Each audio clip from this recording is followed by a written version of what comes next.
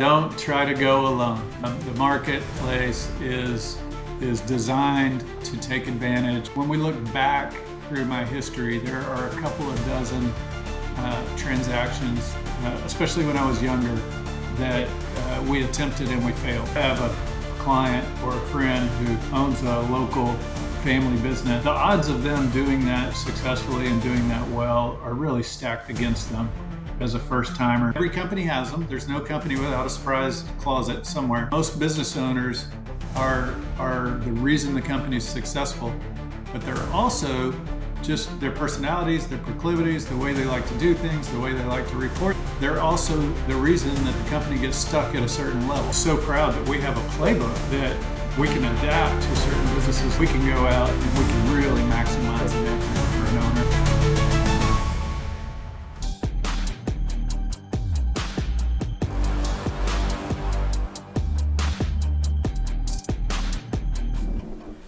Welcome to the New World Podcast, where we delve into the ever-changing and accelerating pace of global change and its impact on our lives. I'm your host, John Paul Flores, broadcasting live from the New World Studio. Today, we're diving into the world of AI and automation. As an enthusiast and expert in lead generation, I will guide you through understanding and leveraging these technologies for your business and for your personal use. And don't forget, AI and automation might be unstoppable forces, but that doesn't mean you are powerless. Tune in to learn how to make them work for you and not the other way around. But first, let's meet our guest. Welcome to the New World Podcast, where we navigate the changing world around us. I'm your host, Jean Paul Flores, specializing in lead generation and AI automation, here to help you understand how our world is changing and what it means for you. In this episode, we sit down with Matt Gilbert, co-founder of Gilbert and Purdue Transaction Advisors, to delve into the intricate world of mergers and acquisitions. With a wealth of experience in navigating the complexities of M&A for private held companies, Matt shares his invaluable insights on the unique challenges business owners face when they consider an exit strategy. Matt, it's a pleasure to have you on the show.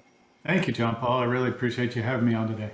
By the way, before we begin on the in-depth questions, because I do have some, do you mind giving us a quick intro on who Matt is, what's your experiences, expertise, and what keeps you busy these days? Yeah, absolutely.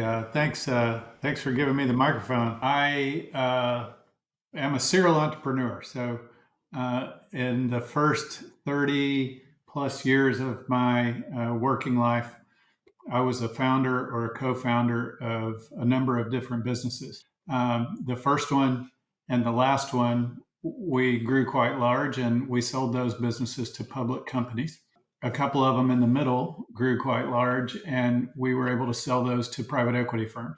And in growing those businesses, I and my partners were able to successfully acquire a number of companies to make ours larger or to spread us into new geographies. And all that buying and selling and growing companies for ourselves uh, was a real education for what I do now, which is my partner and I own a merger and acquisition transaction firm.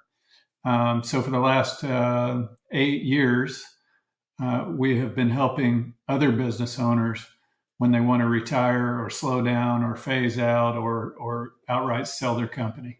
That's a very interesting choice of career because most of the serial entrepreneurs that we see after doing their businesses, hiring and selling their business, goes into the venture capitalist route of things. So, why did you choose to go on the M&A side of things? Yeah, it's an interesting question. And basically, I live in Houston. Our practice is nationwide, but around town, every time we bought or sold a company, we would be in the newspaper. There would be a buzz in the community, and so a lot of people that I did business with, a lot of vendors and customers and whatnot, knew that I had been part of buying and selling businesses for decades. And when they had come to do this their one time in their life, I just found people very frequently asking me for my advice, asking me to help them get prepared, tell them what's coming, avoid the pitfalls that come with being the first time seller and those kind of things. And after a while, I had a passion for helping my fellow business owners take that step and to do it really well. The other thing is there's a giant $3 trillion a year machine in the United States in the merger and acquisition community. And if I have a client or a friend who owns a local family business. They've got 50 or 60 employees, and they need to sell the company, or they want to, transition out of the business. The odds of them doing that successfully and doing that well are really stacked against them as a first timer who's never done anything. So, I just my team and my business partner and I, we really have a heart for those business owners who are entering this stage in their career, and we want to see them do well and not get taken advantage of by the big machine out there that is incentivized to buy companies below market value. Especially because of the fact that I don't think people realize that selling a business, especially once you owned it for decades, is like letting go of a child. Oh yeah, yeah, it really is. It's so. I have a saying, and we've learned this the hard way in our practice. The Yeah, the business owner or the shareholder group, they have to be emotionally ready for this event in their yeah, life, right? And then on the other side, the business itself is an entity with a personality of its yeah, own and a culture of its own, and it also has to be ready. So, in order for this to work, both of those kind of have yeah. to come together, and they both have to be ready simultaneously for this event to go well. Would you say that you were naturally led into the path of doing M&A since you are selling and buying a lot of businesses beforehand? Yeah, absolutely. But the way that I would characterize that Yeah, is, yeah, I've been out in the M&A world my entire adult life, mostly as kind of a solo artist. yeah, And when we look back through my history, there are a couple of dozen transactions, especially when I was younger, yeah, that we attempted and we failed, and learning so much from those failures. It's embarrassing to talk about when you tried to buy a company and you fail, but that's where all the learning comes from, right? And then when we went and we sold our companies, the first couple of times I sold one of our businesses, or my partners and I sold, um, in hindsight, now that I do this for a living, we could have done so much better. yeah. But we didn't know what we didn't know, and we really felt like being a great operator translated to skills that would work to be a great seller, and that rarely is the case. And so, just learning all these things over and over, decade after decade, stacking them on top of each other. Now, I'm so proud that we have a playbook that we can adapt to certain businesses that fit our playbook and our model. And we can go out and we can really maximize an exit for an owner in a way that I never got to do because we were practicing on our companies. Yeah. Just I just wanna reiterate the point on not because you're a great operator or you're a great business owner, you're not gonna be a great seller as well because there's a lot of points that people don't notice when they're selling a business. It doesn't just need to be profitable. There's a lot of factors that needs to be done and checked before selling it. Do you mind talking about those points? Yeah, absolutely. So the value of a business is a range, right? It's Yeah, if you've got a $25 million revenue plumbing company, the value of that business might be from 16 million to 30 million, right? And so what makes you trade or be valuable at the low end of that value range versus what makes you have value at the high end of that range? It's the strength of your management team. It's how fast you turn your cash.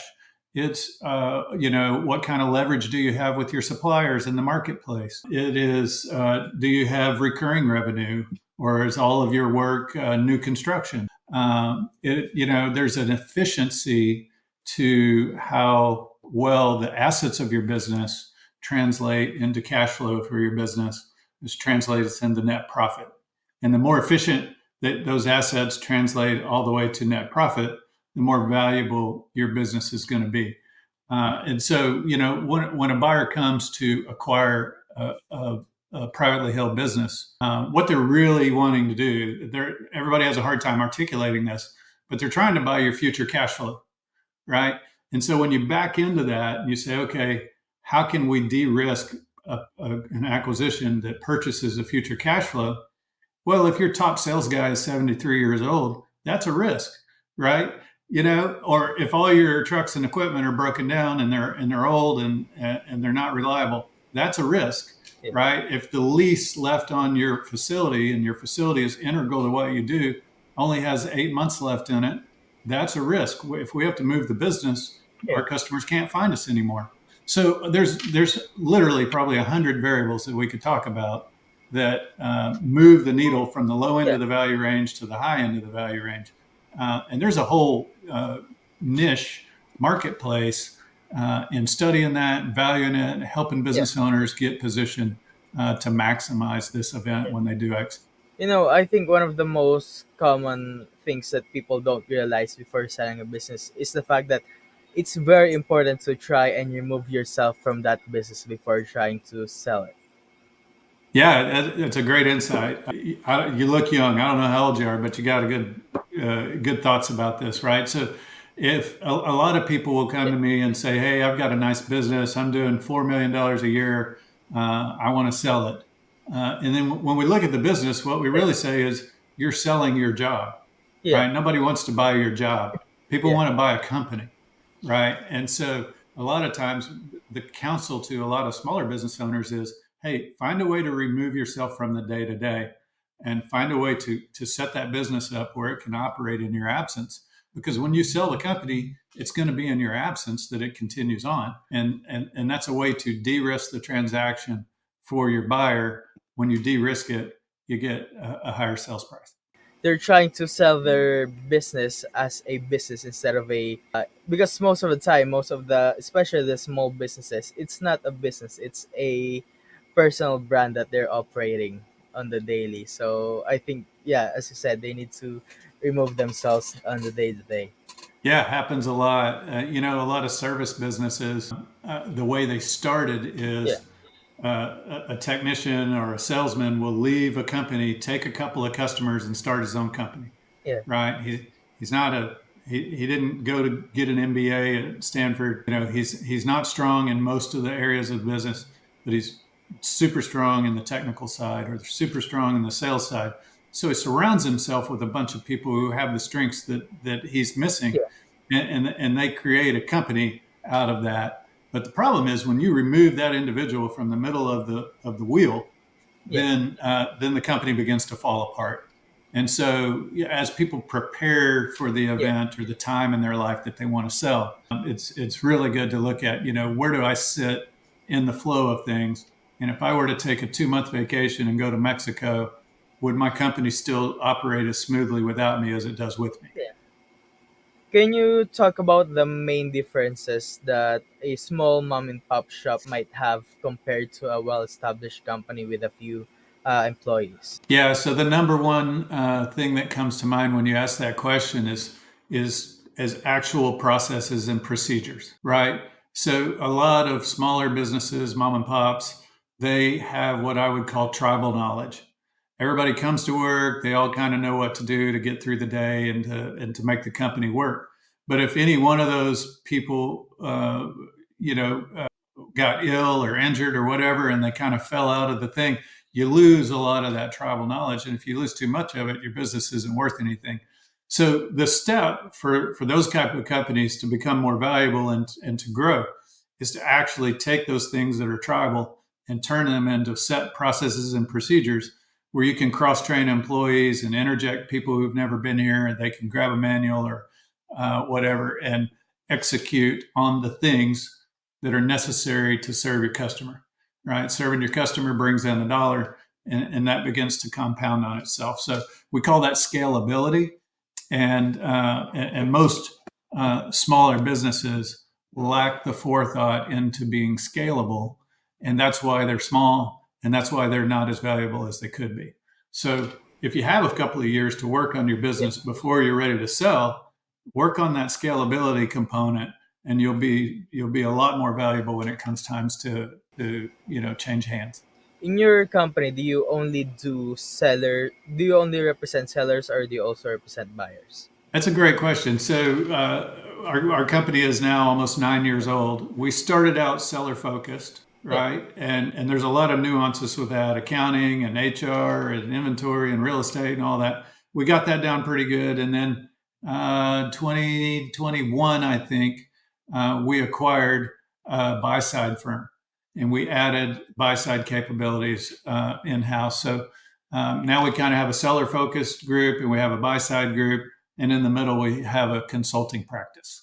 In your opinion, which part of the business do you find more interesting, the selling or the buying? Oh, for sure.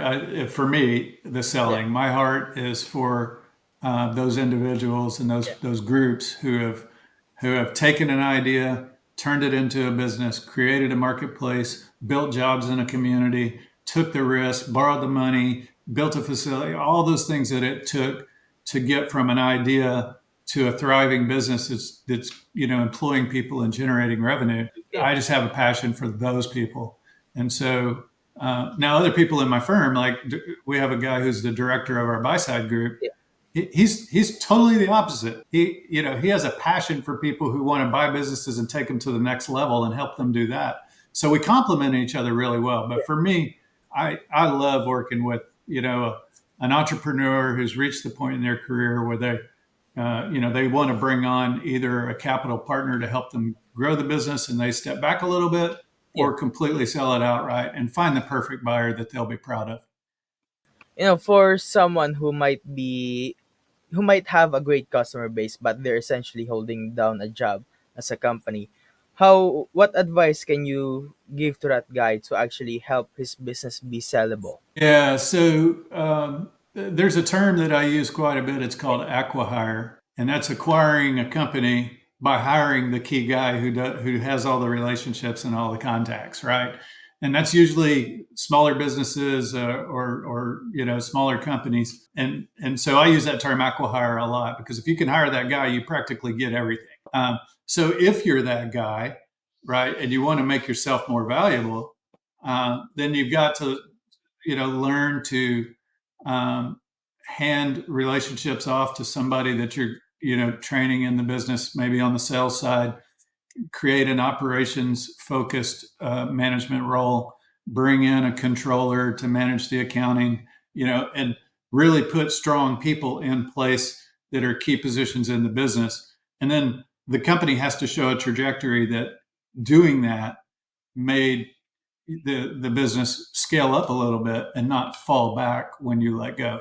A lot of times, those people will try to hire, and successfully hire a bunch of folks that look exactly like them and they do things exactly like them.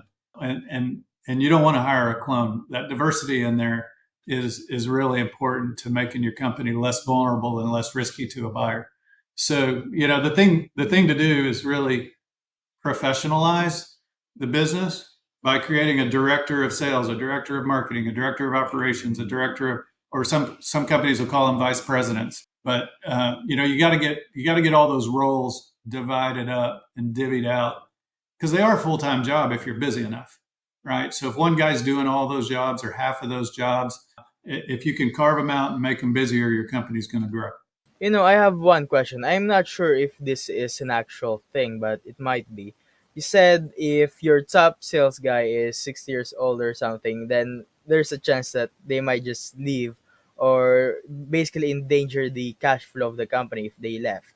So, is there an ideal age range for you to actually hire people? Let's say it's better to hire people between 30 to 50 years old because they don't look as inexperienced as the guy in the 20s or as old as his guy on the 60s. Yeah, I've done this a million times. I've never gotten that question. So that's an interesting question. I don't think there's an ideal age Yeah. range. What I will tell you is buyers begin to get a little nervous when key employees are 60 years old and older, Yeah. right? So if you're going to have a key position, and be growing employees in that Yeah. position. They should probably be in, younger than Yeah. 60 and have a little runway in front of them.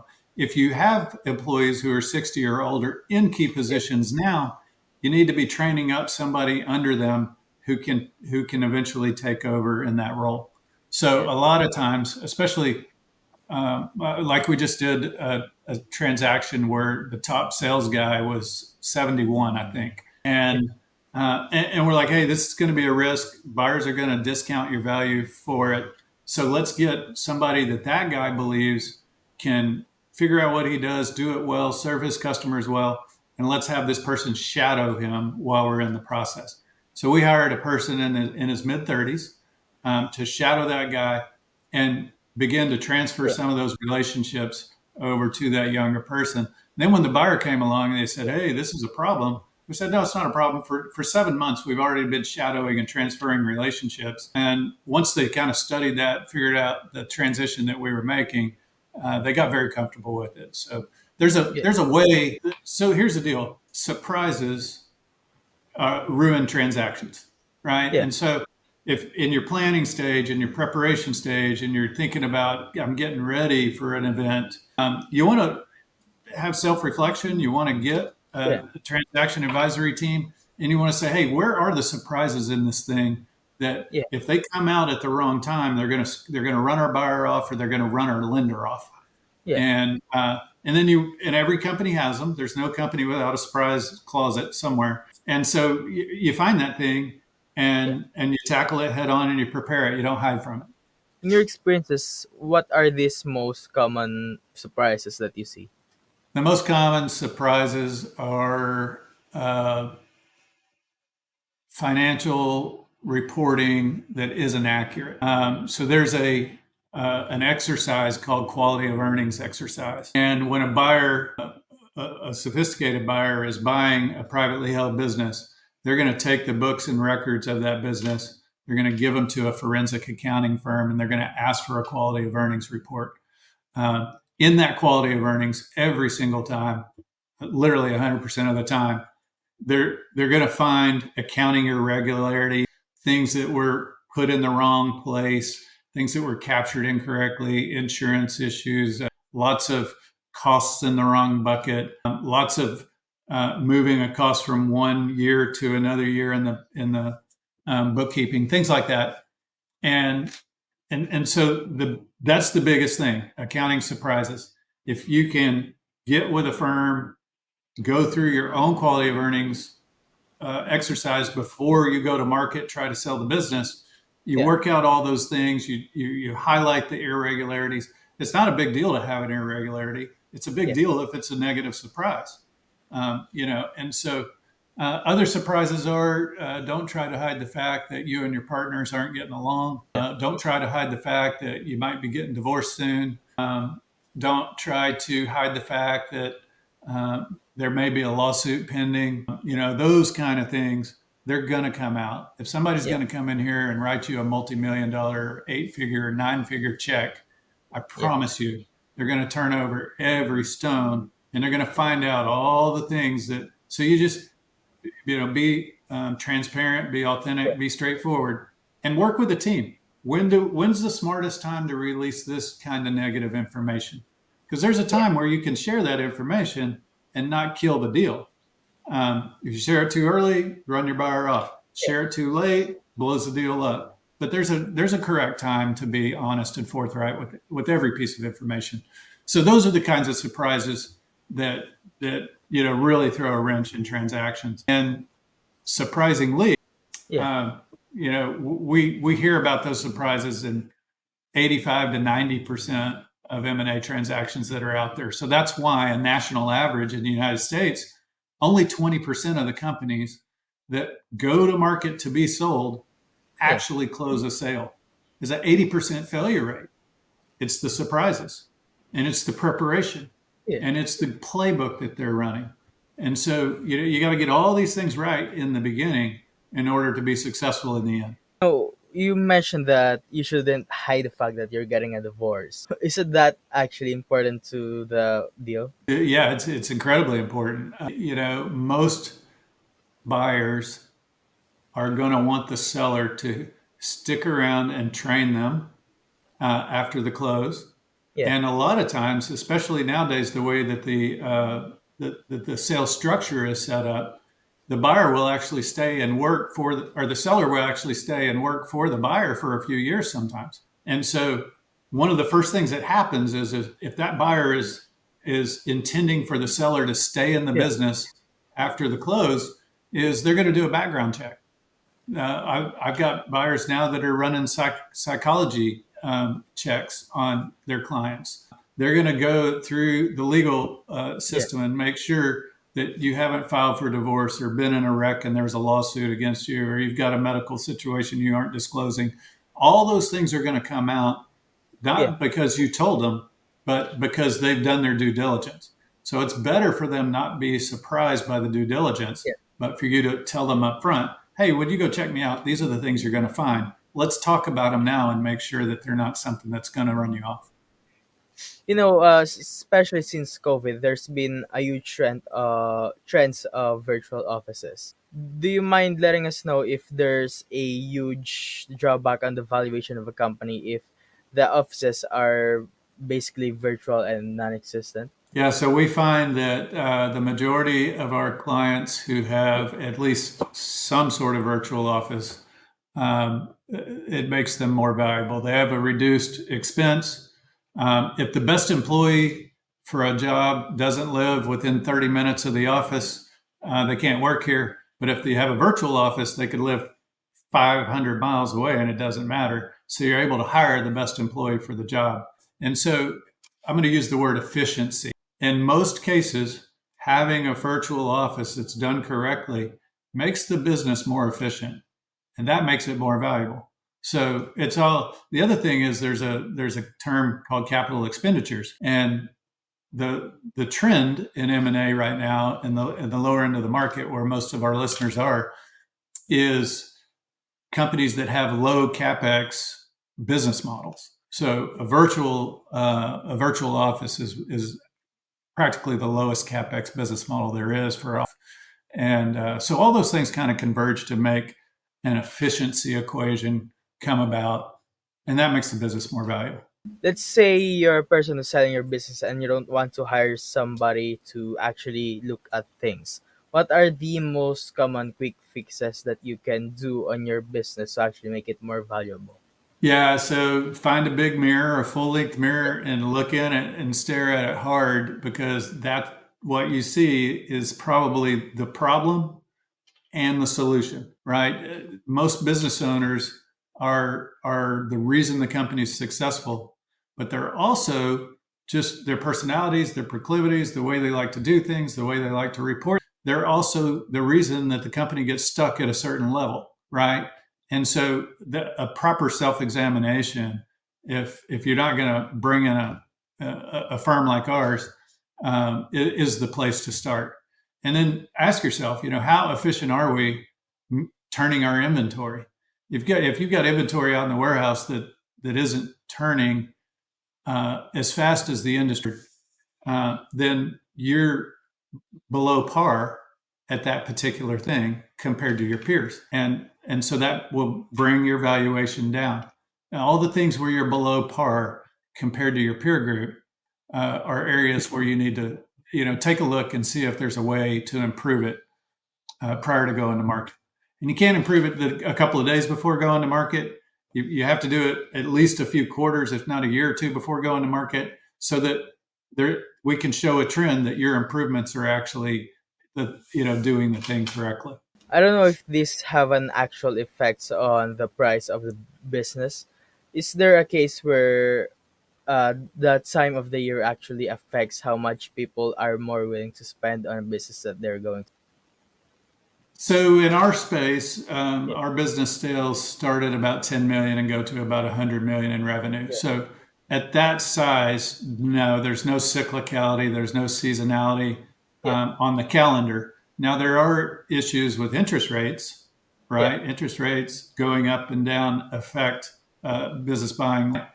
The smaller businesses, franchises, Main Street firms, and things like restaurants, they all have a seasonality, a cyclicality component to Yeah. them. and there's definitely a timing component on the calendar for yeah, those. But we don't really see that once you get up into the larger business. And, it's more sensitive to what we call business cycles, and they don't yeah, really run on a calendar. But every business sector has an ebb and a flow. Right now, most sectors in the yeah, United States are experiencing record high valuations. We don't expect that to last forever. It'll cycle back toward the yeah, the historic. And so, if somebody's thinking about exiting in the next 1 to 5 years, uh, they should probably look into accelerating that time frame and getting out earlier rather than later because we're at historical high yeah. valuations. On the pandemic, because most of the businesses that are being sold takes months, if not years, to actually be sold, and there's a lot of process that needs to be done. What happened when the pandemic came around? Did it ruin a lot of deals, or did it just had a huge pause on it? Yeah, so 100% of the deals that we were Yeah, working on and involved with either died yeah, because primarily because you couldn't get the buyer and the seller together. There was distancing and fear and all that kind of stuff. And so people weren't getting together. We couldn't take airline flights, things like that.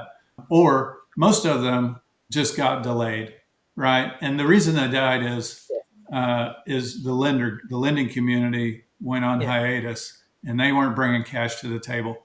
So once the lenders got back in the swing of things and the fear kind of died down, even though we were dealing with the pandemic still, we were able to function in the business world of borrowing money and putting together transactions. Once those lenders came back to the table, probably took about 6 months.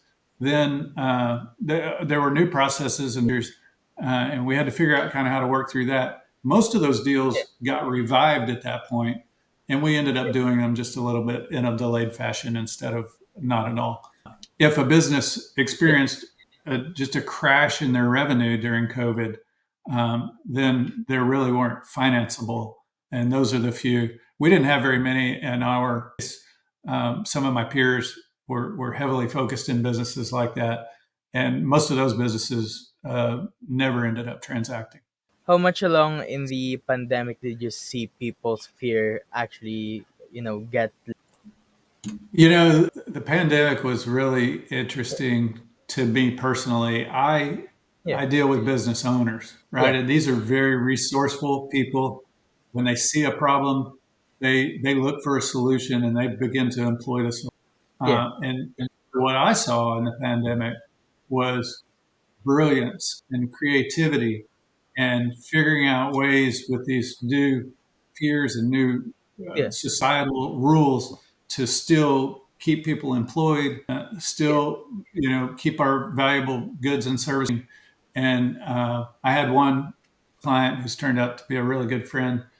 He converted his whole manufacturing process to uh, uh, like the hand sanitation yeah, process, and he was making millions of gallons of sanitizer, and he was delivering them to first aid uh, places, yeah, hospitals, police departments, fire stations, and just giving it away for free.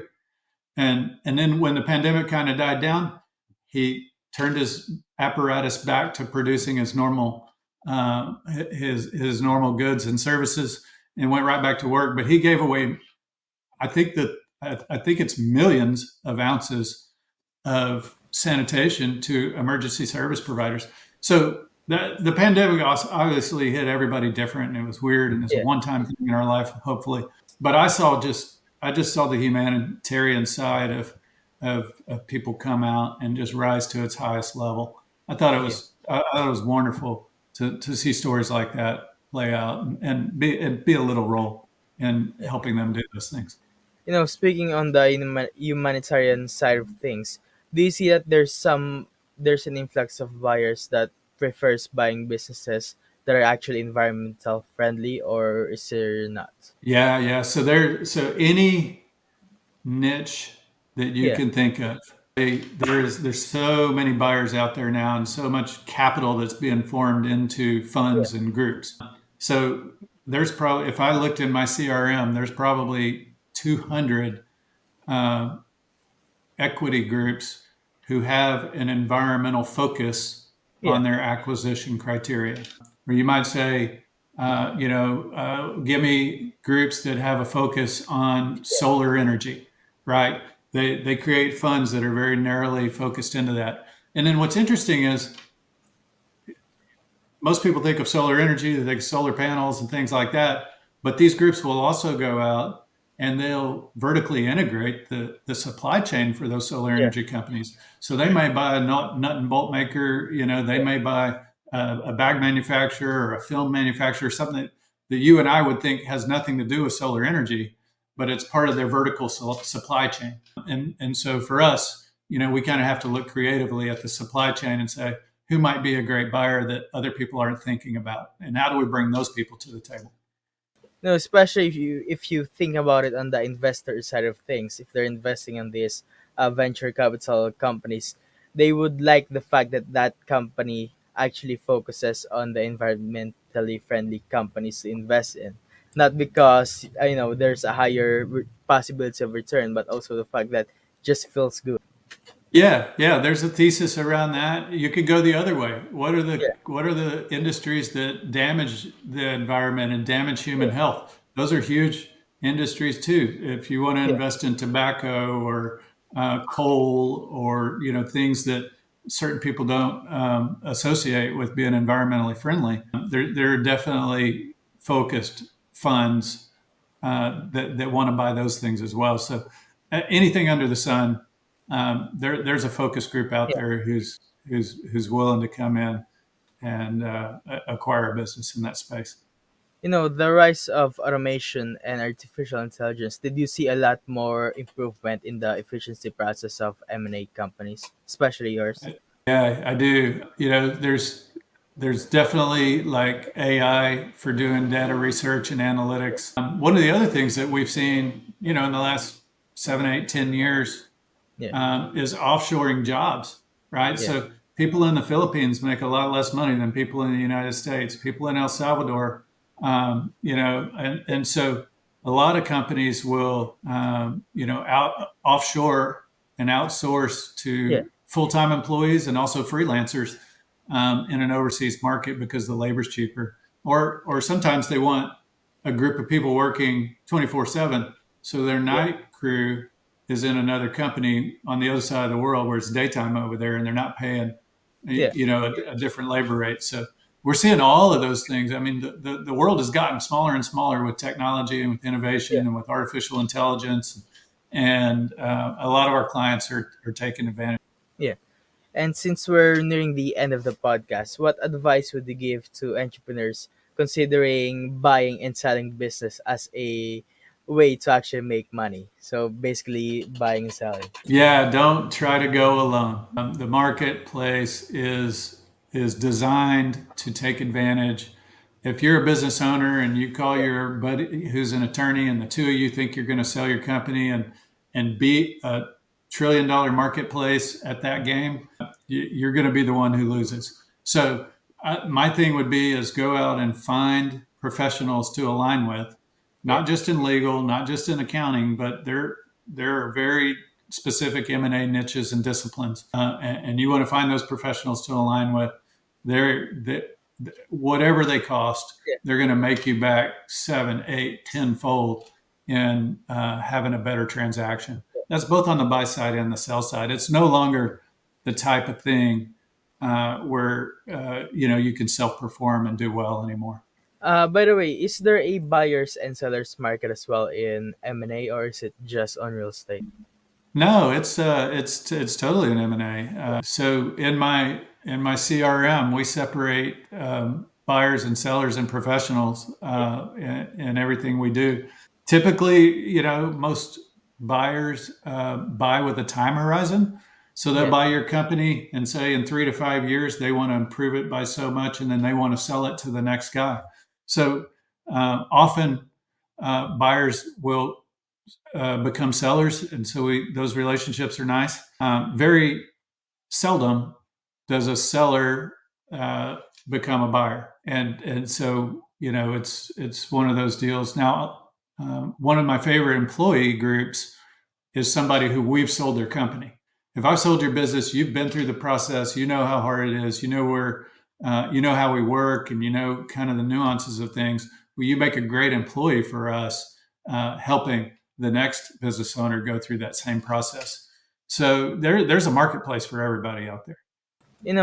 For anyone wondering or might be scared and wants to actually hire an M&A, but they're very fearful of what the possible cost is. What's the actual cost of hiring an M&A? Just so they know. It's that question is too open ended. If you're a small company, versus a huge company, the cost is different. And what I would say is, anybody that comes at me with that kind of thought process, I Yeah, say I want to talk you out of that thought. You're certainly going to have to spend a little money to yeah, make money, but I want you to look at value, not yeah, cost. Right? What do you need to achieve your goal, and what's the most efficient way to get that value? A yeah, lot of times it's not the cheapest cost, it's not the highest cost, but find that most yeah, efficient way to the value. um, to give you generalities, smaller companies uh, yeah, generally will cost 10 or 12% of enterprise yeah, value to sell. Much larger companies could cost 2 or 3% of enterprise value to sell. And it's a function of how much work does a team have to do. If yeah, we don't have to do a ton of work to achieve your objectives, then the cost is going to be lower. But if you come at us and you say, I want the highest possible valuation, and I got a business that isn't ready, well, now you've given us the two extremes, and that's going to cost a lot because the amount of work that it takes to achieve your objective is. And for anyone who might be a first time seller, what books, tools, websites would you recommend for them to check out to actually learn? Yeah, so the best thing that you can do is interview transaction advisors. There's a lot of books out there and I have a whole bookshelf full of them. If I know you and I know your personality and I know what you're trying to achieve, I could probably pull a book out and say, hey, this is pretty good because it's right down the fairway for what you are trying to do. But to just recommend a random book out there, what happens is so many people fall into the wrong process for what they're trying to achieve. And then they end up being a devastating statistic in the marketplace. Not because they didn't have a good business or not because they weren't trying to do something right, but they just fell into the wrong process. They trusted the wrong person. So the way to get around that is, with the internet, everybody does self study. But even more so, go start interviewing transaction advisors. We interview with business owners every single day, and probably 20% of them feel like a fit. And then probably 50% of those actually become clients. But those 80% that don't feel like a fit, now I understand what they're trying to do, what kind of company they have, and I can recommend, hey, there's a guy I want to introduce you to because he does that really well. He does it better than we do. And so most of what we do in our firm actually is connecting business owners and other advisors because they're a better fit to accomplish the owner's objective. And Self study is pretty dangerous yeah, in this space. And so there's a million books, there's a million websites, there's conferences to go to and all that kind of stuff. But it's really dialing in. You've got yeah, a company, you've got a person, and you've got a marketplace, and you've got a lending community. How do yeah. those four things converge to make this work just right? You're not getting that out of a book or a podcast. It's very personal. And last question is, what advice would you give to a buyer or a seller if they're thinking of doing it? I would say be ready to kiss a lot of frogs, um, because uh, most cases, businesses are going to show an attractive light.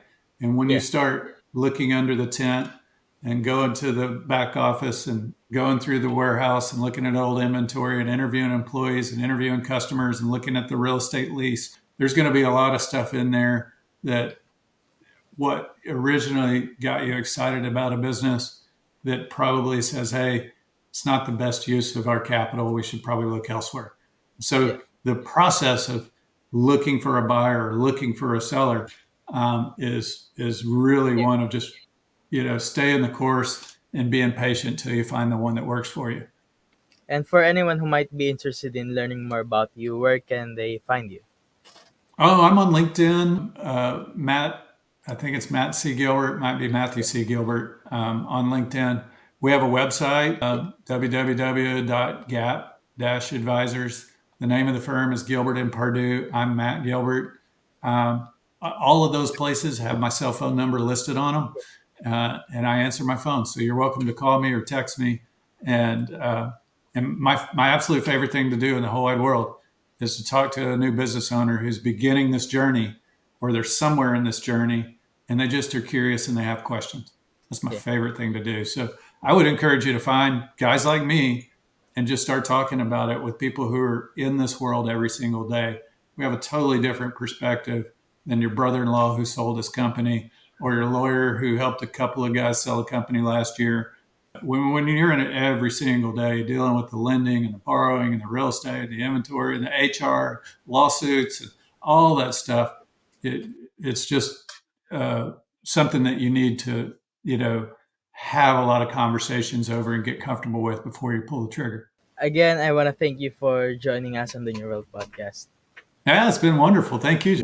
That's all for today's episode of the New World Podcast. We have explored some fascinating topics with our amazing guests, shedding light on the upcoming new world.